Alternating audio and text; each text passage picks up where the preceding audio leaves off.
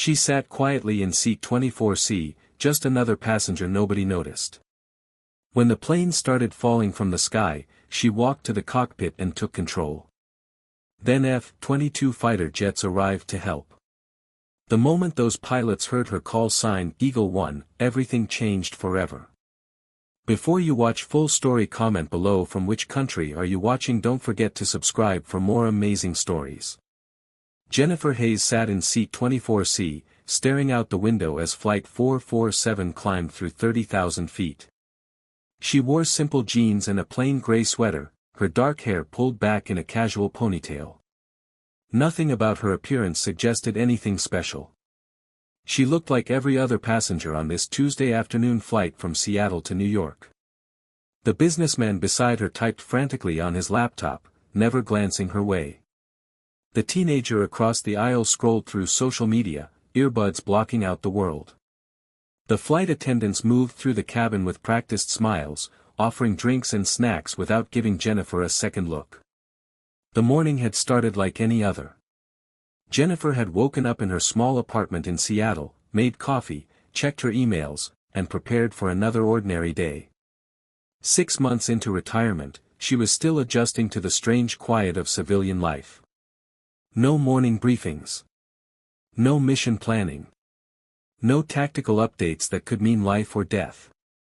Just silence and the slow rhythm of a world that moved without urgency. She had packed her small carry-on bag with care, placing her laptop and a book inside. The book was a thriller about spies, something that made her smile because the reality of intelligence work was far less glamorous than novels suggested. She had worked with intelligence officers during her years of service, and they were mostly tired people staring at computer screens, not jumping from helicopters or engaging in car chases through foreign cities. At the airport, Jennifer had moved through security with the ease of someone who had traveled thousands of times. She knew exactly how to pack, how to move efficiently through the lines, how to blend into the crowd of travelers. Nobody looked at her twice. The TSA agent who checked her identification barely glanced at her face before waving her through. The gate agent who scanned her boarding pass smiled the same automatic smile she gave to everyone. Jennifer was invisible, and that was exactly how she wanted it. During boarding, she had taken her window seat and watched the other passengers file past. A young mother struggled with a crying baby, juggling bags and bottles while trying to fold a stroller. An elderly couple moved slowly down the aisle, the husband helping his wife find their seats. A group of college students laughed and joked, excited about their trip to New York. Normal people living normal lives, completely unaware that the quiet woman in 24C had once commanded fighter squadrons in combat zones, had made decisions that affected international conflicts, had saved lives in ways they would never understand. The businessman had arrived last, rushing onto the plane with his suit jacket draped over his arm and his phone pressed to his ear. He was still talking as he shoved his briefcase into the overhead compartment and dropped into seat 24D, never once acknowledging Jennifer's presence. She was just part of the scenery to him, another anonymous face in a world of anonymous faces. "Coffee or tea?" the flight attendant asked, her voice pleasant but automatic. The name tag on her uniform read, Michelle, and she had the tired look of someone who had worked 3 flights already today. "Coffee, please." "Black," Jennifer replied softly. Michelle poured the coffee from a large silver pot, her movements practiced and efficient. She had poured 10,000 cups of coffee exactly like this one, and she would pour 10,000 more. She handed Jennifer the cup with a smile that never quite reached her eyes, already turning to the next passenger before Jennifer could say thank you. The attendant moved on, already forgetting the quiet woman in 24C. This was exactly what Jennifer wanted. After 20 years of commanding attention in every room she entered, after countless briefings where generals and admirals hung on her every word, after missions where her decisions meant life or death for entire squadrons, she treasured these moments of complete anonymity. Nobody here knew her name. Nobody recognized her face. Nobody had any idea that the woman sipping coffee from a plastic cup had once been called the best fighter pilot in the world. Jennifer thought back to her last day of active duty. The ceremony had been held at Joint Base Andrews, with full military honors. The Air Force Chief of Staff had presented her with the Distinguished Service Medal, her fourth. The citation read in part, "For exceptionally meritorious service in a position of great responsibility." Colonel Hayes demonstrated extraordinary leadership, tactical innovation, and courage under fire across multiple combat theaters. Her contributions to air combat doctrine and her personal heroism in the rescue of downed personnel under enemy fire represent the highest traditions of military service. She had stood at attention while they read those words, feeling the weight of her dress uniform, the rows of ribbons and medals representing 2 decades of service. Fellow pilots had saluted her. Young officers had looked at her with admiration and respect. But all Jennifer could think about was how much she wanted to take off the uniform and disappear into civilian life. The burden of command had grown heavier each year. Every mission meant risking lives. Every decision meant someone might not come home. She had attended too many memorial services, folded too many flags, written too many letters to families. The victories were worth it, she believed that completely, but the cost had accumulated until she felt crushed under the weight of it all. So she had retired, much earlier than anyone expected. At 42 years old, she could have risen higher, could have commanded entire air wings or worked at the Pentagon. But she was done. She wanted peace. She wanted to be nobody for a while. The businessman finally spoke, not looking up from his screen. "First time flying to New York?" "No, I've been many times," Jennifer said, keeping her voice neutral and pleasant. "Business or pleasure?" he asked, still typing, his fingers dancing across the keyboard with the speed of someone who spent 12 hours a day answering emails. "Just visiting family," she lied smoothly. The truth was that she was going to New York to meet with a defense contractor about a consulting position, but that would lead to questions she did not want to answer. "I'm in insurance," he volunteered, finally looking up from his laptop. His eyes were bloodshot from too much screen time and too little sleep. Big conference in Manhattan. 3 days of presentations and networking events. Absolutely exhausting, but it's good for business. "What do you do?" Jennifer paused for just a moment, considering her answer. This question always came, and she had learned to deflect it skillfully. "I'm a consultant," she said, which was technically true. After retiring from active duty 6 months ago, she now advised defense contractors on aircraft systems and tactical planning. But the word consultant sounded boring and ordinary, which was perfect. It made people stop asking questions. "Ah," the businessman said, his interest already fading. He had probably met 100 consultants in his career, and they all blended together in his mind. "What kind of consulting?" "Technical systems," Jennifer said vaguely. "Pretty specialized stuff. Not very interesting unless you're in the field." Right, he nodded, already turning back to his laptop. The conversation was over.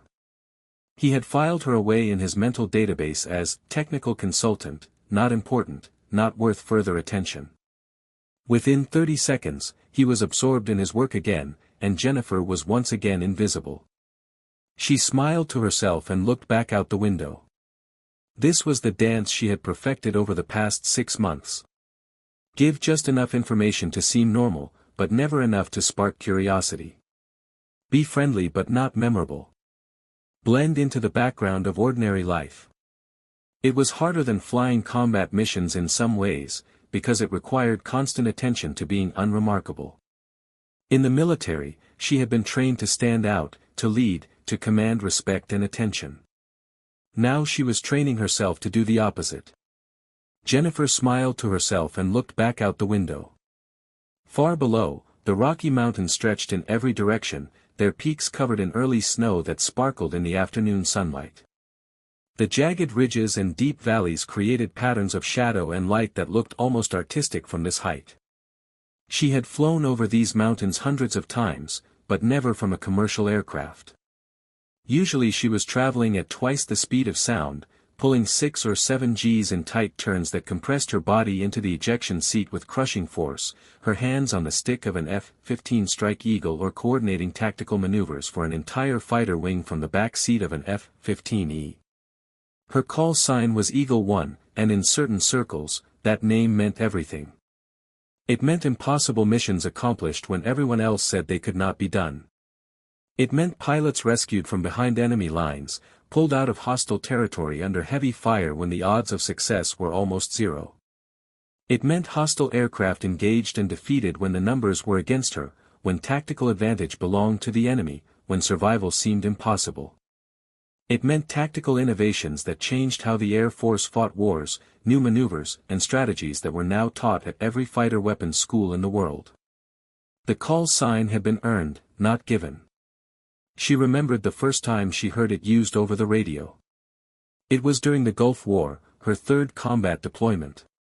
She had been leading a 4-ship formation of F-15Cs on a combat air patrol when they encountered 8 enemy fighters.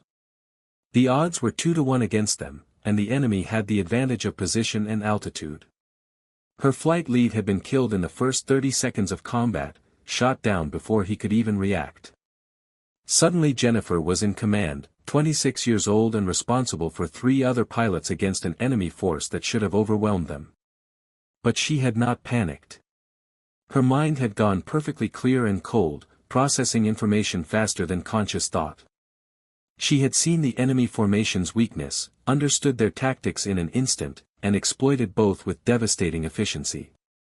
Within 5 minutes, she had directed her flight to shoot down 6 enemy aircraft without losing a single American plane. The remaining 2 enemy fighters had fled. When they landed back at base, her squadron commander had looked at her with something like awe and said, "From now on, your call sign is Eagle 1.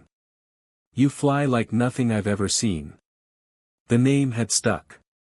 Over the next 20 years, she had lived up to it again and again. During the Afghanistan conflict, she had led rescue missions that saved dozens of downed pilots from capture or death. She remembered one mission in particular, a pilot who had ejected over hostile territory controlled by Taliban forces.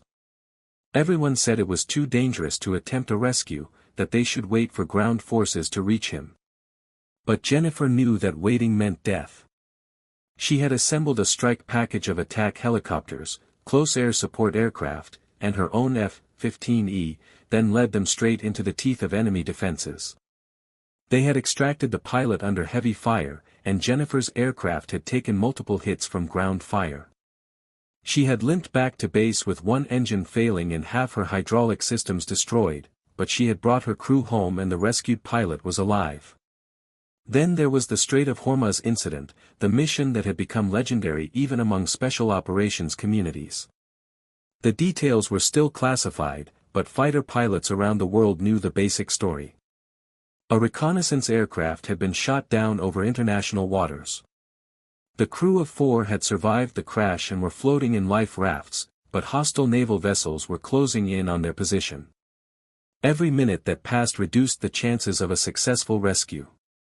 Jennifer had been the mission commander for the rescue operation, and she had done something that military historians later called either brilliant or insane, depending on who was telling the story.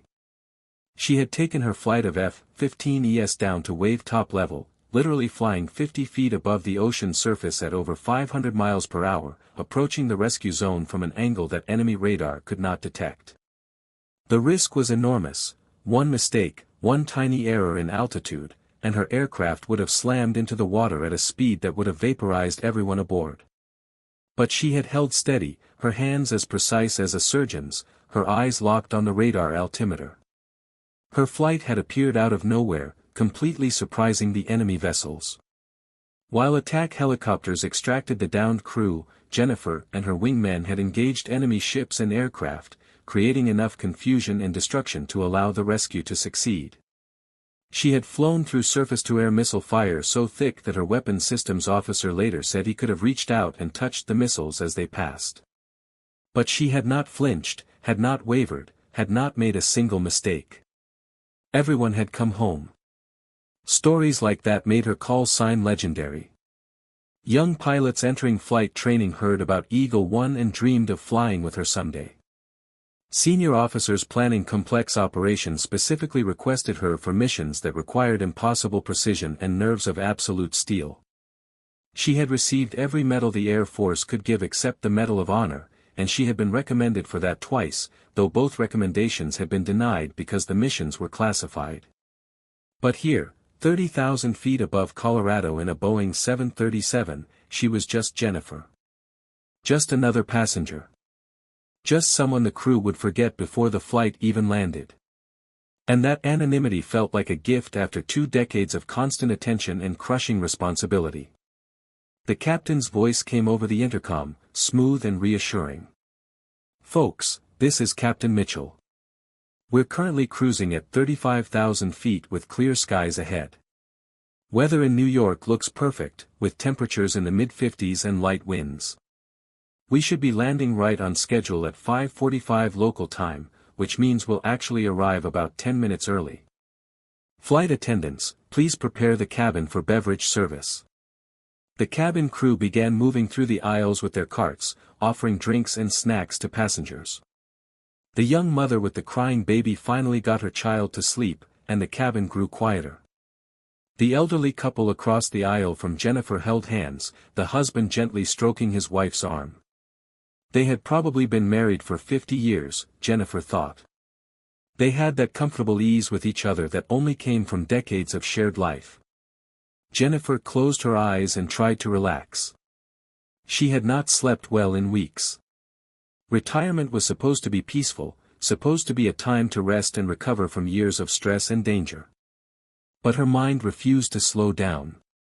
20 years of constant missions, constant training, constant readiness had programmed her brain to always be alert, always scanning for threats, always planning 3 steps ahead.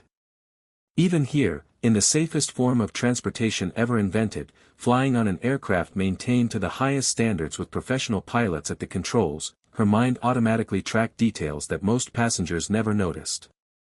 She felt the slight vibration in the airframe, the specific pattern that indicated they were experiencing light turbulence from high-altitude wind shear.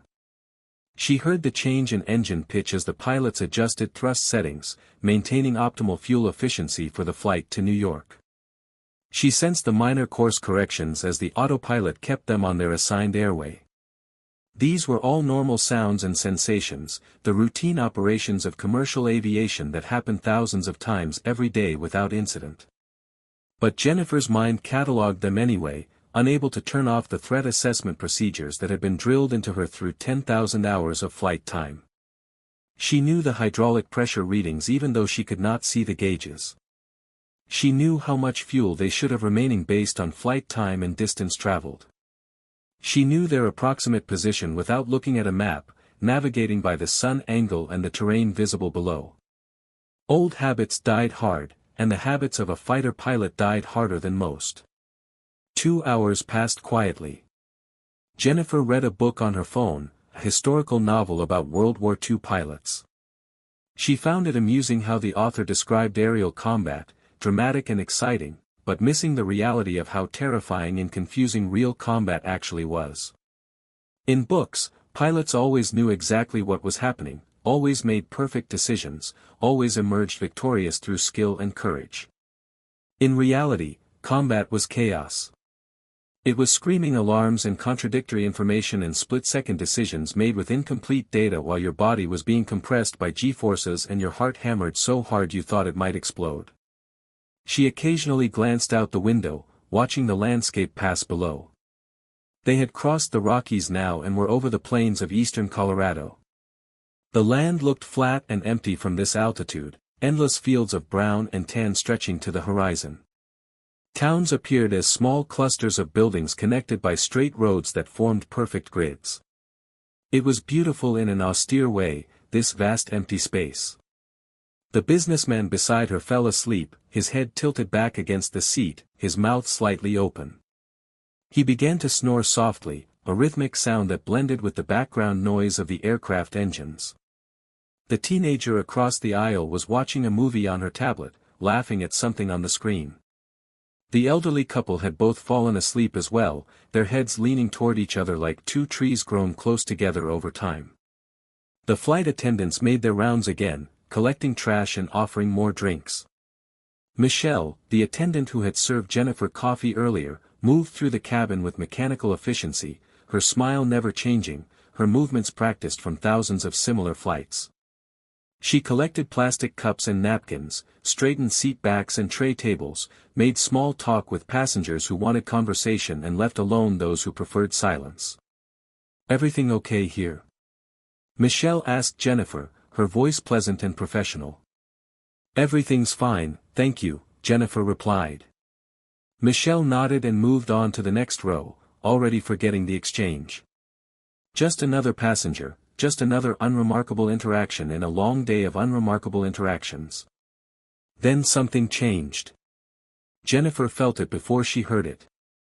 A slight shudder ran through the airframe, different from normal turbulence. The vibration had a specific frequency, a pattern that her subconscious mind recognized immediately as wrong. It was the kind of vibration that indicated a mechanical problem, something in the engine or the control surfaces behaving in a way it should not behave. Her eyes snapped to the window, her body tensing with alertness. The engine on the left wing looked normal at first glance. The large turbofan was spinning smoothly, the exhaust creating the normal heat shimmer in the air behind it. But Jennifer's trained eye caught something wrong. The vibration was continuing, growing slightly stronger. She could feel it through the seat, through the window she touched with her fingertips. This was not turbulence. This was a mechanical failure developing in real time. She looked around the cabin. None of the other passengers had noticed anything. They continued reading, sleeping, watching movies, completely unaware that something was wrong. Even the flight attendants showed no sign of concern, continuing their service as if everything was perfectly normal. But Jennifer knew better. She had felt vibrations like this before, in combat aircraft that had taken damage, in training flights where systems had failed. She knew the signature of machinery that was about to break. Seconds later, the plane shook again, harder this time. Several passengers looked up nervously, their conversations pausing. The businessman jerked awake, confusion on his face. But before anyone could speak, before anyone could ask what was happening, a loud bang echoed through the cabin like a gunshot. The sound was sharp and violent, and it was followed immediately by screaming alarms from the cockpit and a sudden, violent roll to the left. The aircraft tilted at an impossible angle. Passengers screamed. Oxygen masks dropped from the ceiling, dangling on yellow hoses. Coffee cups and phones and tablets flew through the air. The young mother's baby, who had been sleeping peacefully moments before, woke up screaming in terror. The elderly woman across the aisle gripped her husband's hand so hard her knuckles turned white. The plane continued rolling, now in a steep descent that pressed everyone against their seatbelts. The angle was all wrong, far beyond anything a commercial aircraft should ever experience during normal flight. Through the window, Jennifer saw the ground rotating in her field of vision, the horizon tilting at a sickening angle. They were in a graveyard spiral, an aerodynamic condition that could quickly become unrecoverable if not corrected immediately. Jennifer's training kicked in instantly, overriding the fear response that paralyzed everyone around her. While other passengers panicked, reaching for masks and crying out in fear, grabbing at armrests and each other, her mind went ice cold and perfectly clear. This was the mental state she had trained herself to achieve during emergencies, a place where emotion disappeared and only tactical thinking remained. She had been in this state dozens of times before, in combat situations where panic meant death and clear thinking meant survival. She grabbed her oxygen mask and secured it with practiced efficiency, her movements smooth and automatic even as the plane continued its violent roll. The elastic band went over her head, the mask pressed firmly against her face, the seal checked in less than 2 seconds. Then she looked around the cabin with tactical awareness, her eyes moving methodically from row to row, assessing the situation with the trained eye of someone who had led rescue operations in hostile territory. The flight attendants were struggling to help passengers, their own fear barely controlled beneath a thin veneer of professional training. Michelle was helping the young mother secure the oxygen mask on her screaming baby, her hands shaking as she worked. Another attendant further forward was gripping a seat back, his face pale with terror. The cabin was chaos, people crying and praying and holding each other, convinced they were about to die. The plane was descending too fast. Much too fast. Jennifer's mental calculations told her they were dropping at over 4,000 feet per minute, possibly more. At this rate of descent, they would impact the ground in less than 6 minutes. But it was not the descent rate that worried her most, it was the angle. The plane was rolling and pitching in ways that indicated complete loss of control. This was not a controlled emergency descent. This was an aircraft in serious trouble, possibly minutes away from structural failure or complete loss of control that would make recovery impossible. The intercom crackled with static, and then Captain Mitchell's voice came through, strained and desperate. This is Captain Mitchell." He was breathing hard, his words broken by gasps for air. "We have multiple system failures. Left engine is gone. Hydraulics are failing. I need. The transmission cut off abruptly, replaced by silence that was somehow more terrifying than the words had been. The plane shuddered again and rolled further to the left, the angle becoming more extreme. Several passengers screamed louder. A man 3 rows ahead was vomiting into a sick bag, overcome by the violent motion. The teenager across the aisle from Jennifer was sobbing, mascara running down her face in black streaks. Jennifer unbuckled her seatbelt and stood up, moving against the tilted angle of the cabin floor. The aircraft was pitched at nearly 30 degrees now, making it difficult to maintain balance, but she moved with the confidence of someone who had walked through far worse conditions. She had been in aircraft hit by enemy fire, trailing smoke and fuel, spinning out of control at high altitude.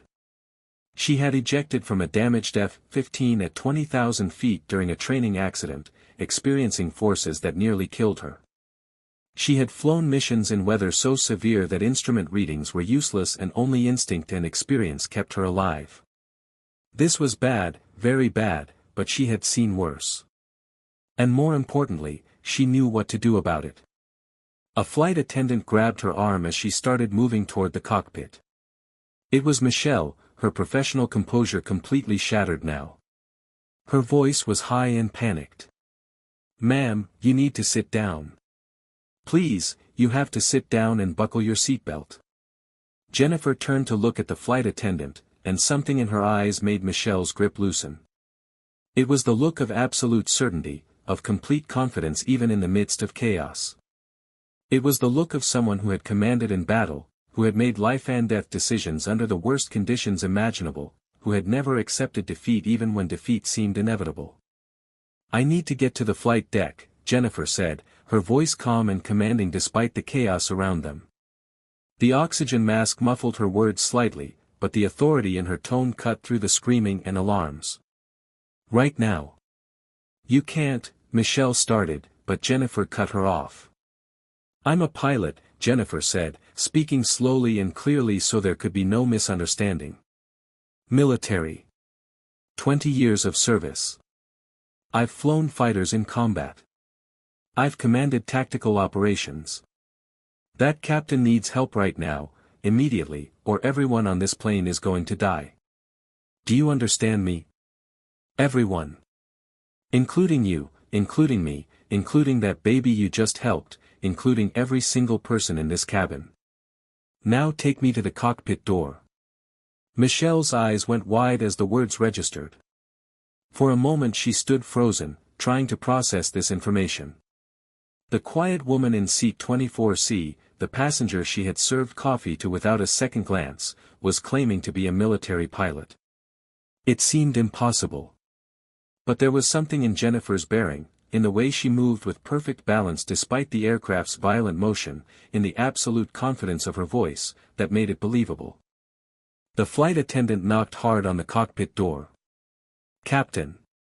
Captain Mitchell." No response. The plane shuddered again. They were descending through 20,000 feet now, falling like a stone.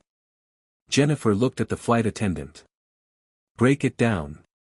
Emergency protocol. The attendant used her override key, and the door swung open. The scene inside made Jennifer's blood run cold. Captain Mitchell was slumped over the controls, unconscious. The first officer was frantically working switches and buttons, his hands shaking, sweat pouring down his face. Every alarm in the cockpit was screaming. Red lights flashed across every panel. "Who are you?" the first officer shouted over the noise. "Fighter pilot. 20 years tactical command." "Move," Jennifer said, already sliding into the captain's seat and pushing his unconscious body aside gently. She scanned the instruments in 2 seconds, her mind processing information faster than conscious thought. Left engine completely failed. Number 2 hydraulic system gone. Number 1 failing. Electrical systems compromised. They were in a graveyard spiral, descending through 18,000 feet at over 500 knots, approaching structural limits. "What's your name?" Jennifer asked the first officer. "Davis." First Officer Davis. "I can't. I don't know what to do. Everything's failing." The captain just collapsed. I've never dealt with anything like this." "Davis, listen to me very carefully. I'm taking control of the aircraft. You focus on communications. Contact air traffic control immediately. Tell them we have multiple emergencies and need immediate fighter escort for emergency landing assistance. Tell them to scramble whoever's closest. Can you do that?" Davis nodded, some of his panic subsiding now that someone was taking charge. "Yes. Yes, I can do that." Jennifer's hands moved across the controls with absolute precision. First priority, stop the spiral and regain controlled flight. She rolled the aircraft level using only the working right engine and whatever hydraulic pressure remained. The plane fought her, wanting to roll back into the death spiral, but she had flown damaged aircraft before. She had brought jets home with half their control surfaces missing. She knew how to make broken machines fly. "Seattle Center, this is United 447 Heavy, declaring emergency," Davis transmitted, his voice steadier now. "Multiple system failures, left engine failure, hydraulic failures. Captain incapacitated. We have someone taking control. She says she's military. She's asking for fighter escort." The response came quickly. "United 447, Seattle Center copies your emergency. Understand you have military personnel taking control of aircraft. Confirm current status." Jennifer keyed her own headset, which Davis had quickly handed her. "Seattle Center, this is Eagle, this is the pilot currently in command of United 447. Former military tactical commander. I have control of the aircraft. We are critically damaged but currently in controlled flight at 16,000 feet, descending. I need immediate coordination with nearest Air Force base and fighter escort. This aircraft may not make it to any commercial airport. I need options for emergency landing, possibly military installation." There was a pause. Then a different voice came on, older, more authoritative. "United 447, this is Seattle Center Supervisor. Understand you are military pilot in command. We are contacting Peterson Space Force Base. F-22 Raptors are already airborne on training mission approximately 40 miles from your position. Redirecting them to your location now. Stand by." Jennifer fought with the controls. The aircraft was barely responding. They were down to 15,000 feet. The damaged hydraulic systems meant she had almost no control authority. It was like trying to steer a car with a rope instead of a steering wheel. Every input had to be perfect, every correction calculated 3 steps ahead. "Davis," she said calmly, "I need you to go back and brief the senior flight attendant. Tell her to prepare the cabin for emergency landing. Brace position, all loose items secured. Tell her we're going to make it, but it's going to be rough. Can you do that?" "Yes ma'am," Davis said, and Jennifer heard the change in his voice. He was calling her ma'am. He recognized command when he saw it. Davis left the cockpit, and Jennifer was alone with the dying aircraft. She ran through calculations in her head. Fuel remaining. Distance to possible landing sites. Rate of descent, system failures. She had about 10 minutes before something else failed catastrophically, maybe less. The aircraft was trying to kill itself, and only her skill was keeping it in the air. The radio crackled. United 447, this is Raptor flight, call sign Blade 21. We have you on radar. 2 F-22s moving to intercept your position. What is your current status? Jennifer felt something stir in her chest. F-22s. The most advanced fighter aircraft in the world. For the first time since the emergency began, she allowed herself to feel a tiny spark of hope. Blade 21, United 447. We have catastrophic systems failure. Left engine gone, hydraulics failing, minimal control authority. I'm managing controlled descent but I need guidance to nearest suitable runway.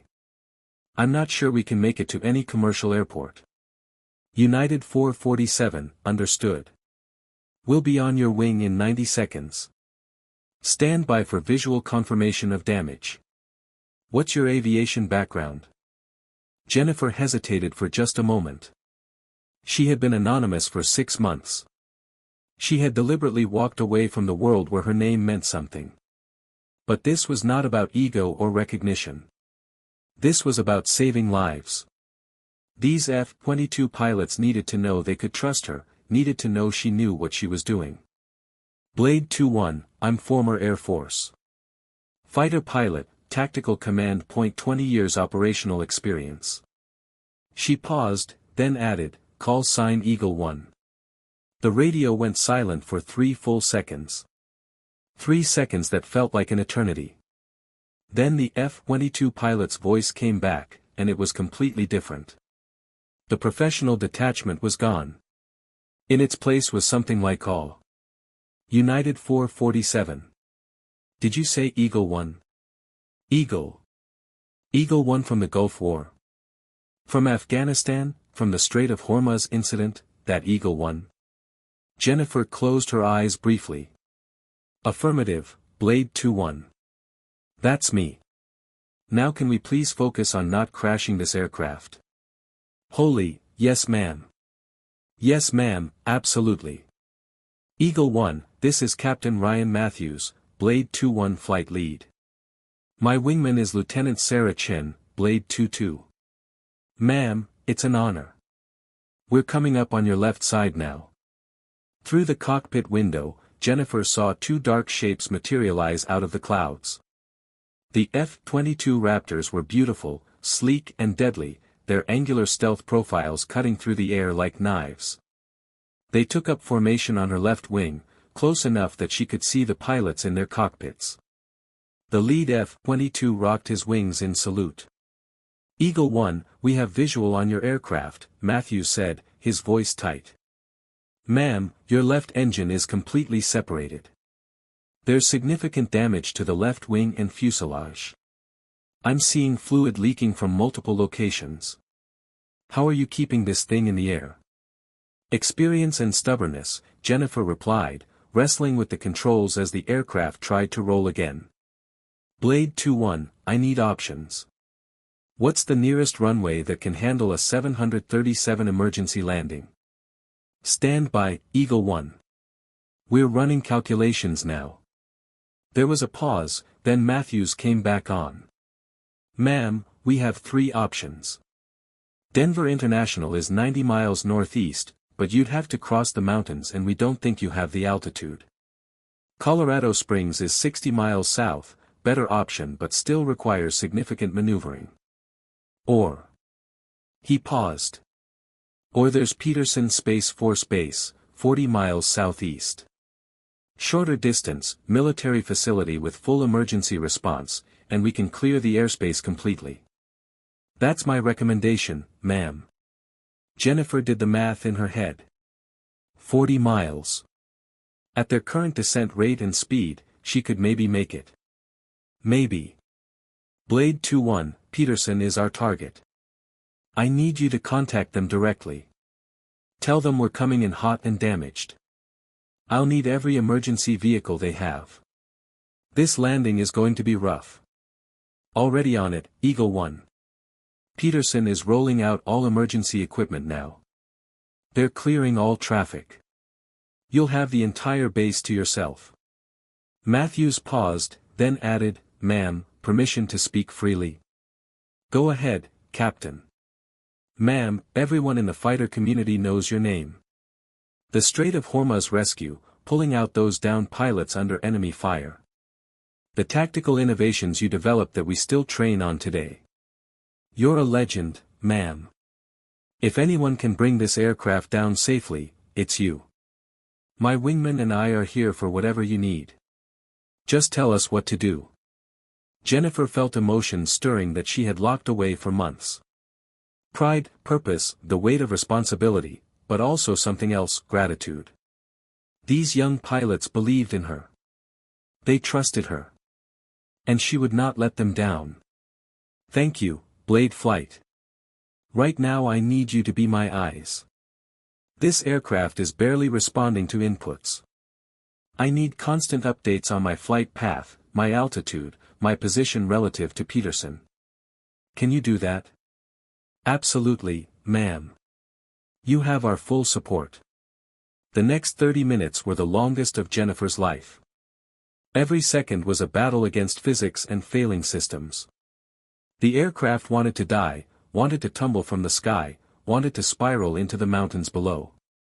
But Jennifer refused to let it. She used every trick she had learned in 2 decades of flying. She compensated for the missing engine by using rudder inputs that would have been impossible for most pilots.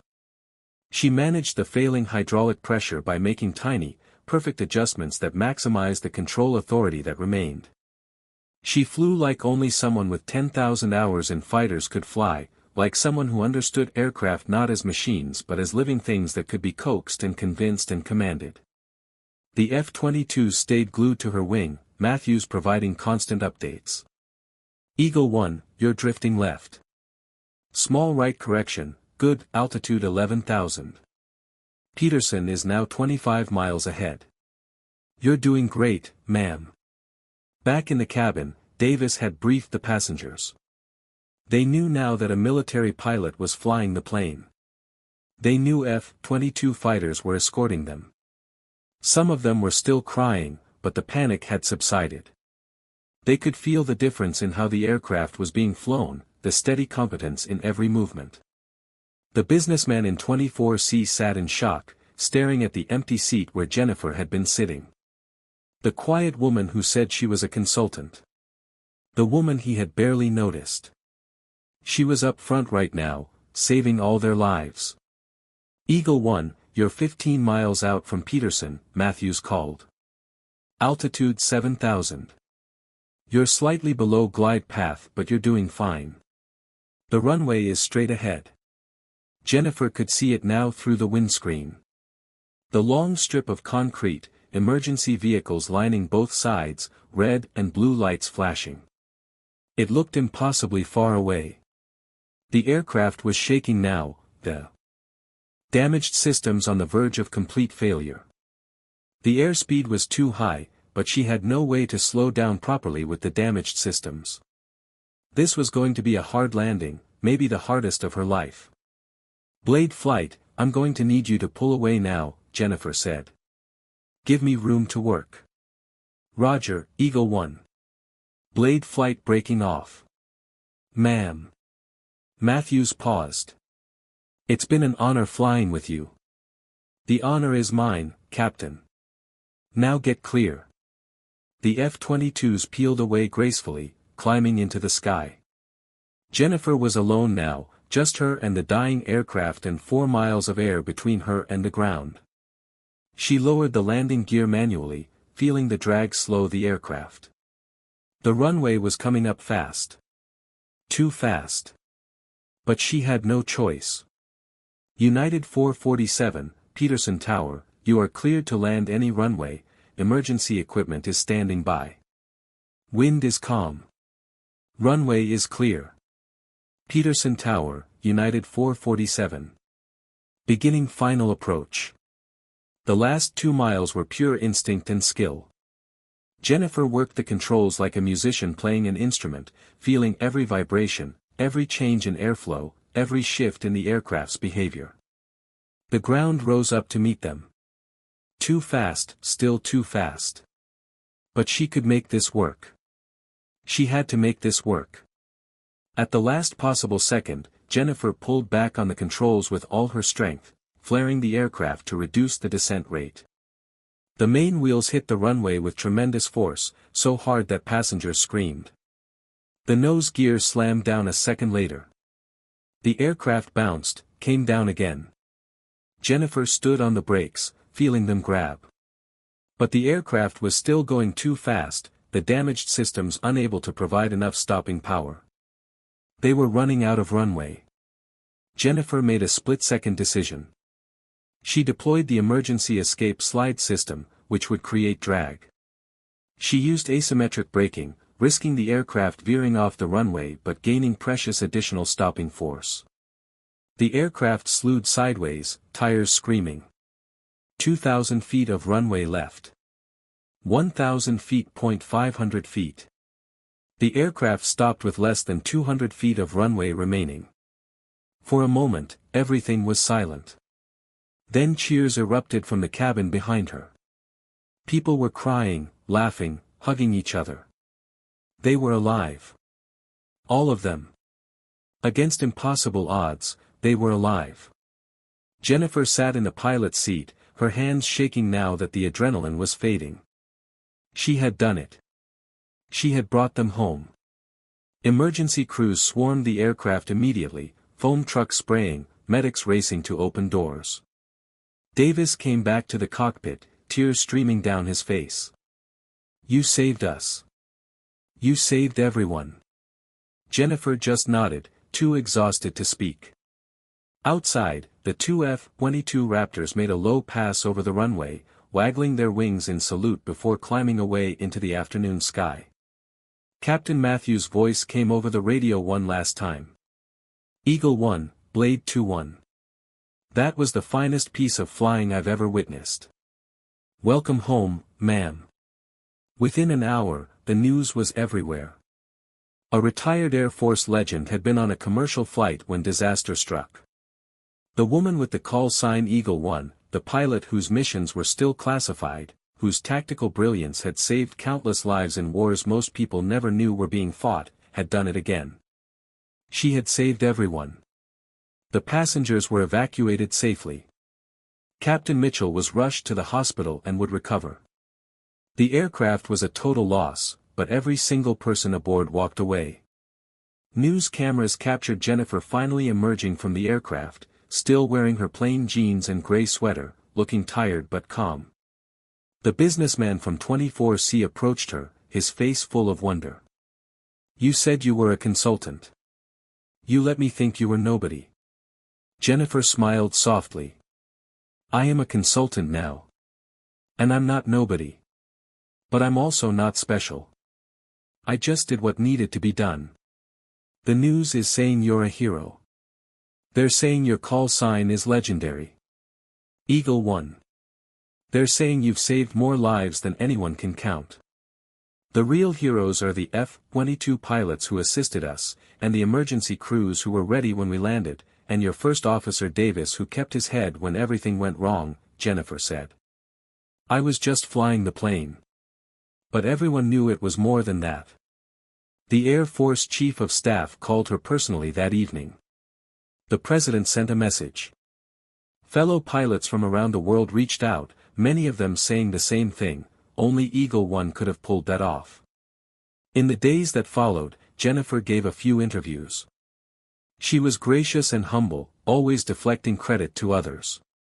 But she could not hide what she was. The quiet woman in seat 24C was gone. Eagle 1 was back, whether she wanted it or not. A week later, she received a letter from Peterson Space Force Base. It was from a young airman who had been on duty when she landed. My whole life I wanted to fly fighters, the letter said. But I thought. Maybe I wasn't good enough, wasn't smart enough. Then I saw you land that plane. I saw what real skill looks like, what real courage looks like. Because of you, I'm applying to pilot training.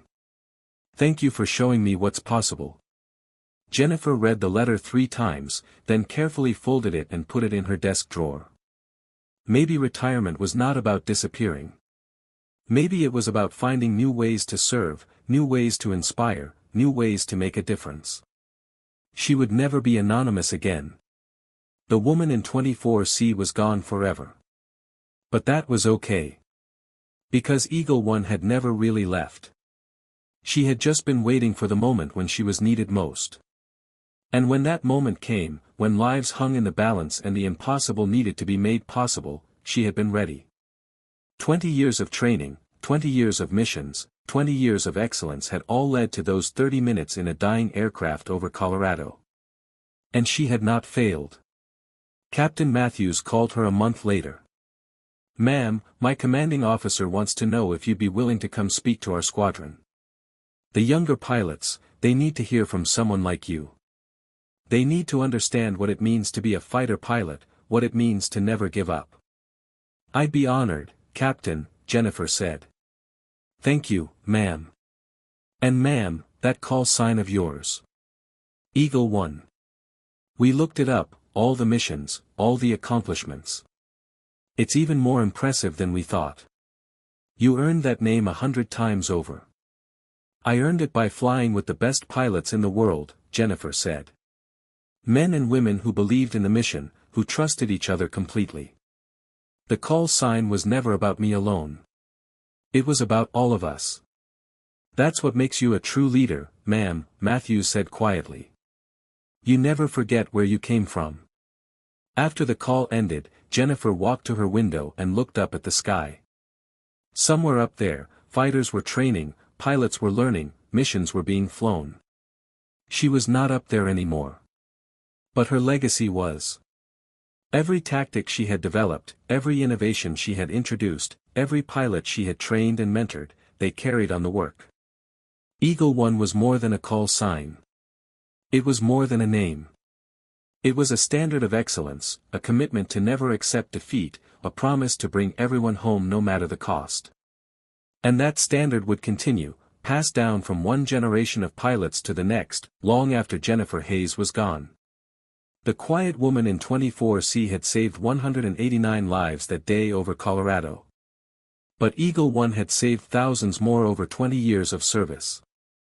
And the difference she had made, the lives she had touched, the inspiration she had provided to young pilots dreaming of the sky, that legacy would endure forever. She was a legend. But more importantly, she was a pilot who had never stopped believing that the impossible was just another mission waiting to be accomplished. And on that terrifying afternoon, when a commercial flight fell from the sky and death seemed certain, she had proven once again why her call sign meant something. Eagle One had flown her final mission. And like all the missions before it, she had brought everyone home.